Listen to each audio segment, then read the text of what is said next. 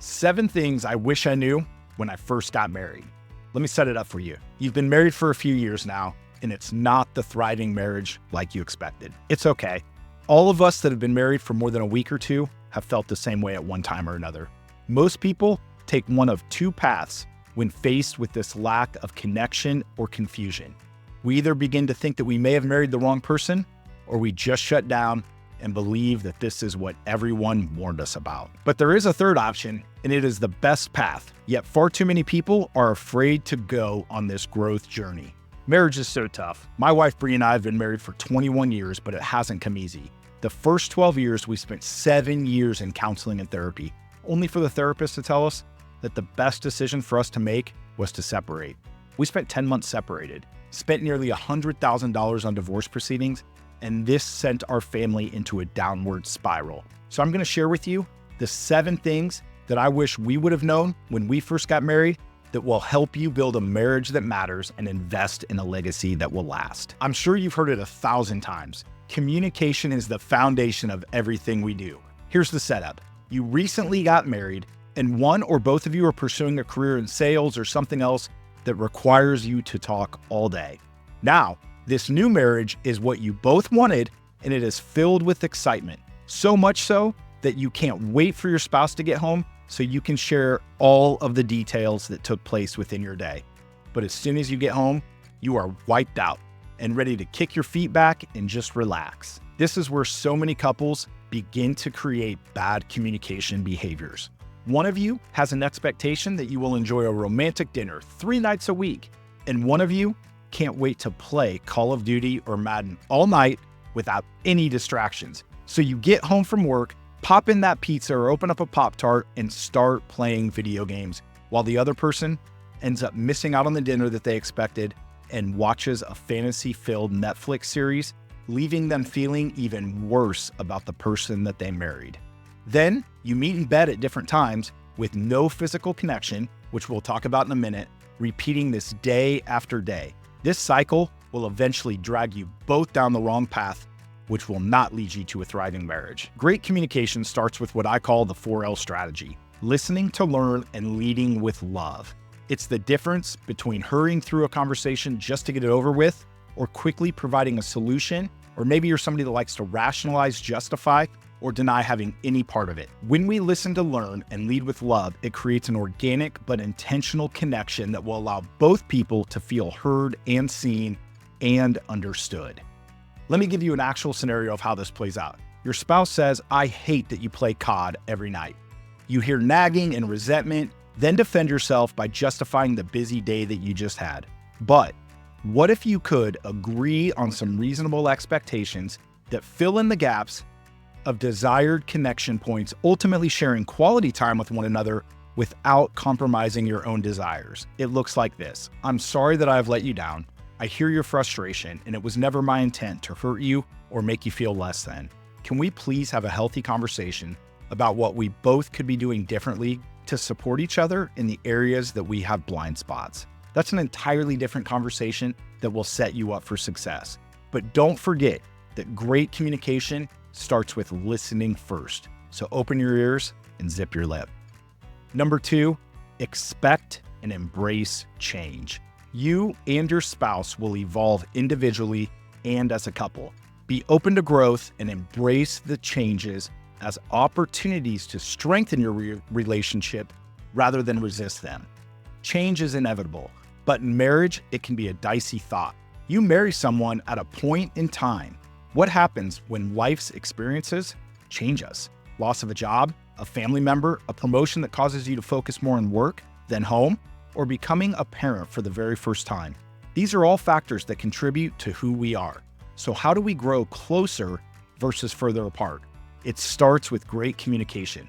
One of the biggest mistakes we made was not creating a safe place and safe space to be vulnerable with each other. We didn't have the skills to do this right away. Words and weaknesses became weapons that we used to prevent each other from growing through change. We fought so hard to stay ignorant and stifle growing during our changing seasons that it nearly destroyed all of our dreams. So the encouragement is to expect change as you set yourself up for success, by being intentional in your connection time and discuss how you are going to stay connected through the inevitable changes that are coming your way. Number 3, manage conflict constructively. Disagreements are like taking a shower. Necessary, but the temperature can drastically change the experience. How you handle them is what matters most. Focus on finding solutions instead of winning arguments. Learn conflict resolution skills and strategies that result in win-win outcomes versus I win, you lose. This can easily be accomplished if we are both leveraging the L4 strategy. Listen to learn and lead with love. This one simple practice has the ability to change your legacy if you can master it in the moments that matter most. Number 4, learning how to maintain your individuality collectively. While marriage brings two people together, it is important to maintain your own identity and passions. Supporting each other's unique characteristics will create a healthier, more balanced relationship. You each have strengths and weaknesses. And when you maintain that versus trying to change your spouse, you now have the ability to double down on strengths and develop your weaknesses. Now, what happens when one of you loves golf and the other doesn't love golf? How do you navigate this area that puts a wedge in between you? Every marriage is faced with differences in spouses, so it's important to create healthy boundaries when necessary. If I am the golfer, then I need to be aware of how much time I'm playing. Is it taking me away from something that makes me the best version of a husband that I can be? If I'm not the golfer, how do I respond when I hear that the golfer is going golfing? Do I nag and let bitterness build up? Or do I communicate my emotions and feelings about it in a healthy way? If I am the golfer, do I throw darts at the differences we have and tell them to deal with it? Or do I make some sacrifices and effectively communicate the expectations before the tee time? All of this to say, you are going to have different ideas, but learning how to communicate and connect through these areas is the difference between a birdie and a triple bogey. There is a reason that the scores are lower during a scramble than when you play your own ball. You are leveraging your strengths together as a team. This will take your ball further and it will leave you with makeable putts. Number 5, prioritize intimacy and connection. Physical and emotional intimacy are crucial for marital satisfaction. Make time to connect regularly, not only through physical affection, but also sharing thoughts, dreams, desires, and experiences. Guys, you will never experience the fullest effects of physical intimacy without a deep and intimate emotional connection strategy. This is one of the hardest areas for most men and women to balance. It causes so much chaos and unmet expectation, leading to many, if not all, extramarital affairs. They never start physically. There is an emotional spark that sets everything on fire if not kept in the fireplace.